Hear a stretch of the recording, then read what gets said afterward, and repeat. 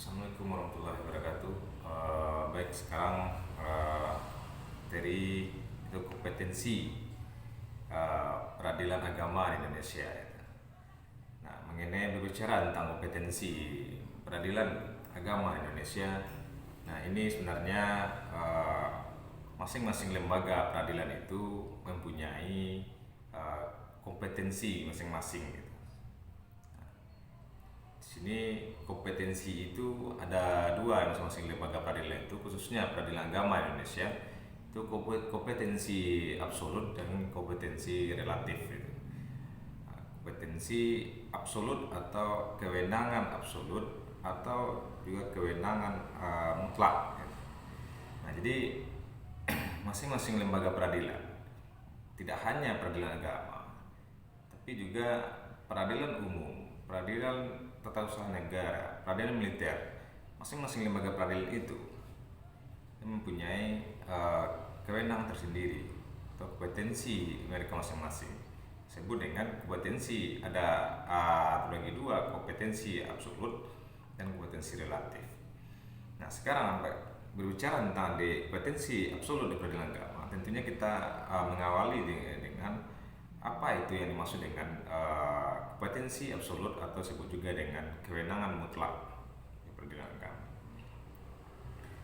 Kompetensi absolut atau kewenangan absolut tentunya adalah kewenangan peradilan yang dimiliki sesuai dengan jenis perkaranya dan lembaga peradilan yang setingkat gitu.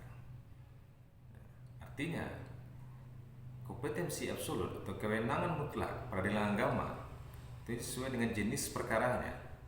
Nah, apa kewenangan dari peradilan agama itu? Nah, seperti kewenangan dari peradilan agama, kewenangan mutlak dari peradilan agama itu adalah sesuai dengan Undang-Undang Nomor 7 Tahun 89, dikatakan peradilan agama adalah peradilan khusus bagi orang yang beragama Islam. Nah, tentunya itu adalah menjadi kompetensi absolut dari peradilan agama, menjadi kewenangan mutlak dari peradilan agama.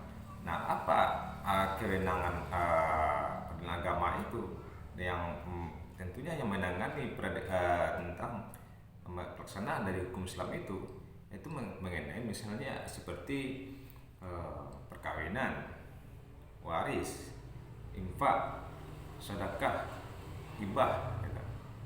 Dan dilakukan menurut hukum Islam gitu. Dan juga sesuai dengan peradilan yang setingkat. Nah, misalnya kewenangan peradilan agama Padang dengan peradilan agama Jakarta. Nah, itu adalah peradilan yang setingkat, artinya peradilan tingkat pertama ya. Nah, kemudian peradilan tinggi agama Padang dengan peradilan tinggi agama Pekanbaru misalnya. Nah, itu juga setingkat ya. Dan pengadilan ini mempunyai kewenangan mutlak yang sama ya. Dari segi perkawinan, infak, sedekah, waris dan lainnya dilakukan menurut hukum Islam gitu. Nah, dan ini tidak dimiliki oleh dan tidak bisa dilakukan oleh kewenangan ini atau diambil oleh kewenangan ini dari peradilan lainnya itu. Nah, seperti perceraian misalnya, gugatan, cerai gugat. Nah, yang dilakukan oleh umat Islam itu, tentunya cerai gugat ini diajukan kepada pengadilan agama itu. Dan jika diajukan ke pengadilan negeri, nah itu nanti akan ditolak oleh pengadilan negeri karena itu bukan merupakan kewenangan mutlak dari pengadilan negeri. Nanti akan diarahkan karena itu adalah menjadi kewenangan dari pengadilan agama. Walaupun bukan berarti pengadilan negeri itu tidak mengadili tentang perceraian, dia juga mempunyai kewenangan. Nah, tetapi kewenangan mutlak bagi perceraian ya atau gugatan cerai atau cerai talak dilakukan oleh umat Islam gitu. Nah, itu menjadi kewenangan mutlak dari pengadilan agama ya. Dan juga dengan pengadilan yang setingkat gitu. Nah, itu maksud dengan kompetensi absolut atau kewenangan mutlak gitu. Nah, yang itu sesuai dengan jenis perkaranya. Kemudian kita lihat kewenangan relatif. Nah,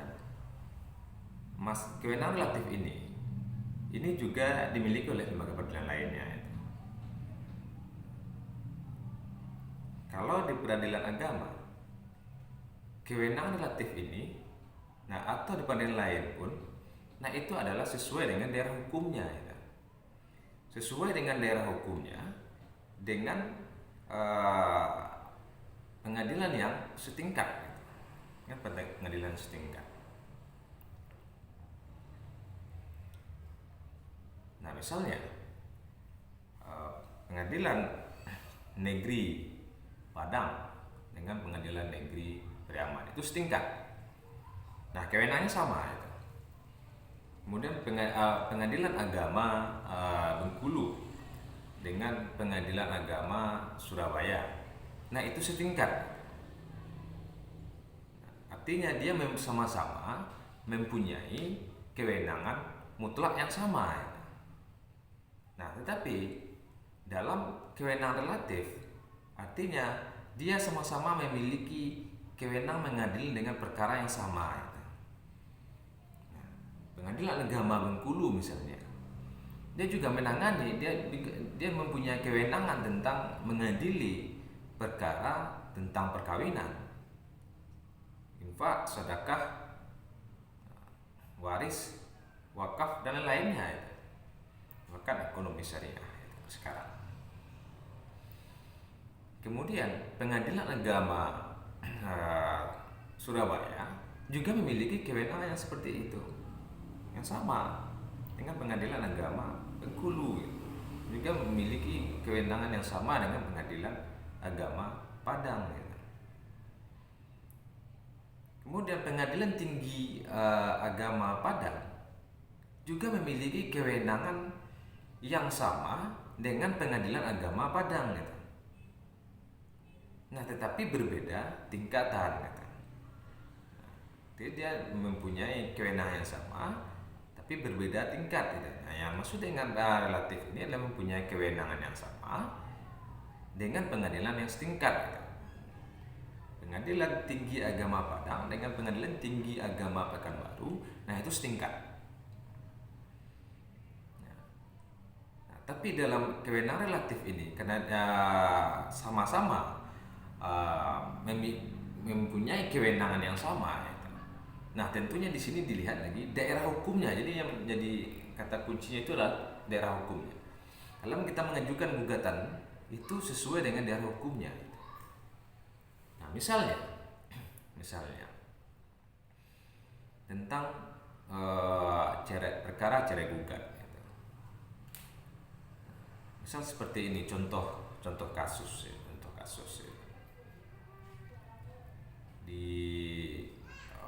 Si suami adalah orang Bukit Tinggi, si istri orang Padang.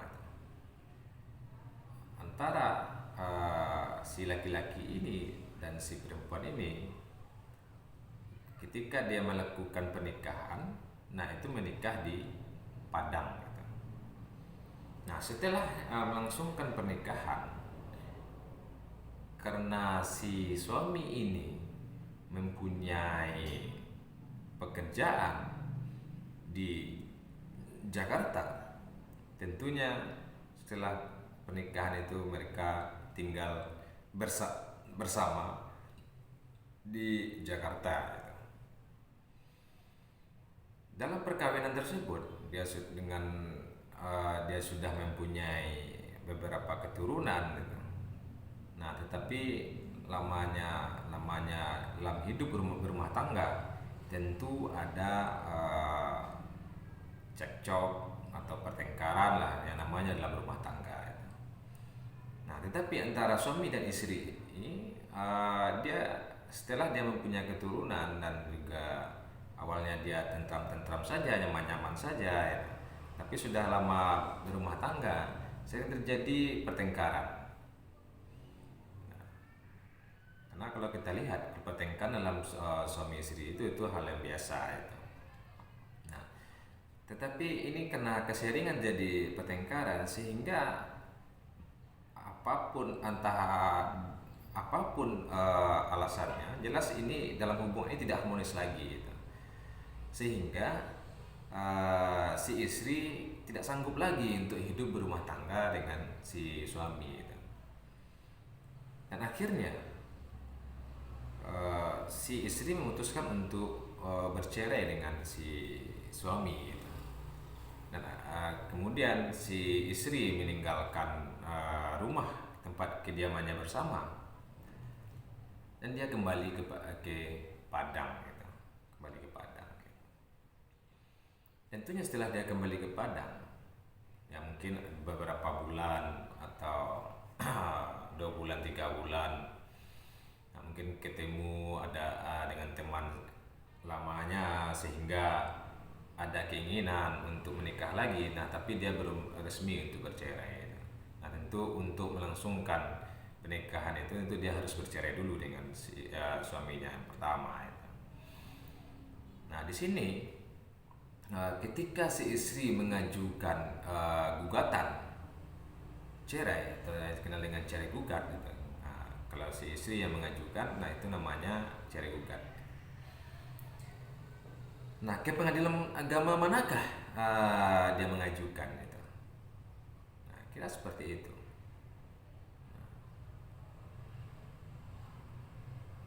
Karena khusus di dalam perkara perkawinan, nah untuk mengajukan gugatan itu adalah ke pengadilan di mana domisili istri. Nah, di mana domisili istri? Tentunya karena dia hidup setelah menikah dia di Jakarta, itu domisili istri itu di Jakarta. Nah, dan dia juga sudah memiliki kartu keluarga, kemudian juga memiliki KTP dan itu sebagai di Jakarta. Nah, jadi untuk mengajukan gugatan itu boleh ke pengadilan agama Jakarta, boleh. Gitu. Kemudian ketika dia pulang, nah tentunya nggak mungkin lagi ke pengadilan agama Jakarta, tentu biaya hidup sudah tidak ditanggung oleh suami lagi. Nah, berapa biaya yang dibutuhkan dalam bolak-balik ke Jakarta untuk mengurus perceraian? Nah, maka diajukan di pengadilan agama Padang. Apa boleh? Boleh. Nah, karena ini relatif. Jadi Pengadilan Agama Jakarta berhak untuk menangani perkara tersebut dan Pengadilan Agama Padang juga. Nah, tetapi di sini, nah sesuai dengan daerah hukumnya. Kembali lagi, daerah hukumnya yang mana itu?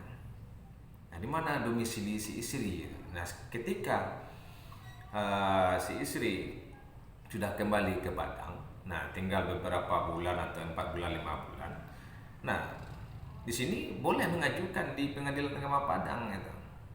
Nah, karena domisili istri bukan berdasarkan KTP lagi, karena dia sudah menetap juga di Padang dan dia sudah meninggalkan rumah tentang kediamannya bersama di Jakarta gitu.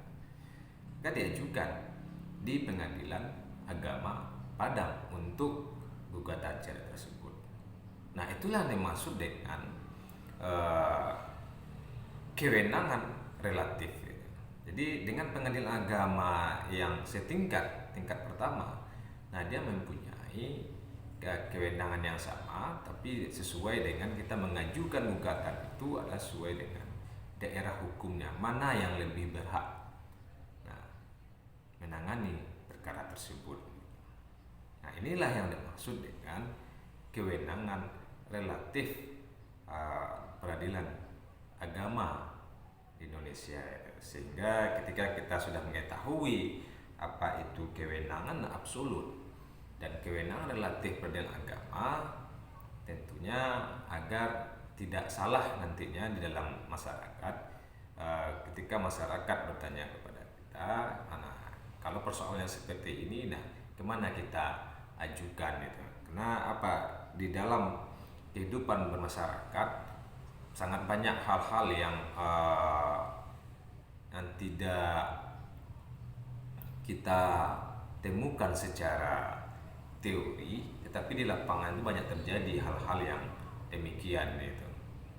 Nah, sehingga yang seperti ini tentunya bisa diselesaikan itu. Dan masyarakat tidak tahu ke pengadilan mana tentang proses berperkara di peradilan agama ini gitu. Mana yang berhak itu tidak tahu. Nah, inilah untuk pengetahuan di bidang hukum, agar kita mengetahui mana apa itu kompetensi absolut dari peradilan agama dan apa itu kompetensi relatif dari peradilan agama. Ya, mungkin itu saja tentang mengenai kompetensi absolut dan kompetensi relatif peradilan agama. Kita akhiri dengan alhamdulillah. Assalamualaikum warahmatullahi wabarakatuh.